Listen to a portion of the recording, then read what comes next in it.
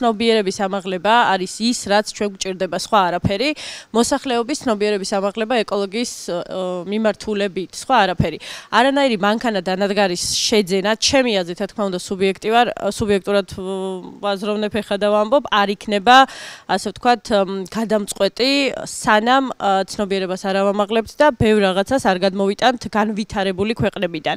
მათ შორის ძალიან ბევრი კანონპროექტი გვაქვს გერმანული მიღებული და ძალიან კარგი იქნება თუ ნარჩენების მართვასთან დაკავშირებითაც მსგავსი ტიპის კანონს მივიღებთ.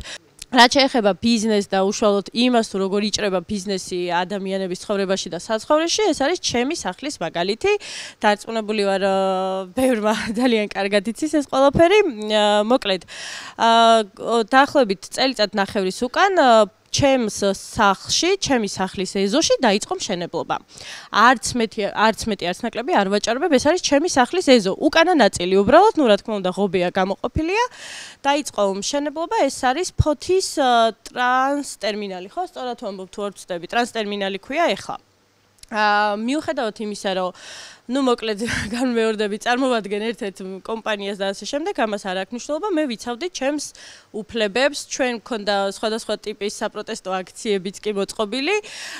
მიუხედავად ამ ყველაფრისა, არაფერმა არ გამოიღო, ასე ვთქვათ, შედეგი, ძალიან დიდი გადამამუშავებელი ტერმინალი შენდება. უფრო სწორად არ ვიცი ეს გადამამუშავებელი იქნება თუ საკონტეინერო იქნება, იმიტომ რომ არავის რეალურად ინფორმაცია არ მოუწოდებია.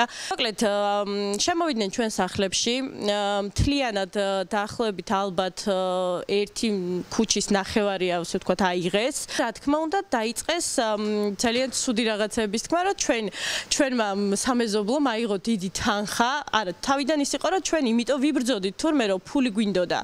მძიმეა, ნაბადი სუბანი ზოგადად ეხა ისეთ ეკოლოგიურად მძიმე სიტუაციაშია, რომ აი წარმოდგენაც კი არ მინდა, რა შეიძლება იქ მცხოვრებ ადამიანებს დაემართოს, მით უმეტეს დაემართა ბიძაჩემი ფილტვების სიმსივნით გარდაიცვალა და ასე შემდეგ, ნუ მოკლედ და სხვადასხვა ყველა ჩემს მეზობელს, აბსოლუტურად ყველა ჩემს მეზობელს თითქმის ონკოლოგიური დაავადება აქვს.